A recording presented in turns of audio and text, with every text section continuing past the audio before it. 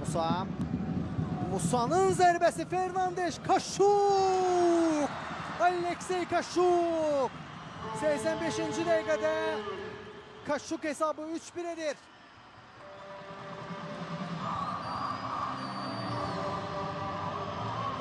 Aleksey Kaşuk da Misir Premier Liqasında mövsümə qolla başlayır. Qaydan topu qapıdan keçirir Ukraynalı futbolçu. Baxaq təkrara. Musa Qurbanlı gözəl zərbə indirdi. Ricardo Fernandes topu dəf etsə də qaydan topa heç bir müdaxilə göstərə bilmədi.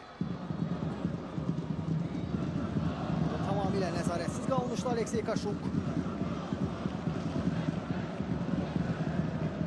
Topu tora göndərərək fərqi 2 topa yüksəldir Qarabağ.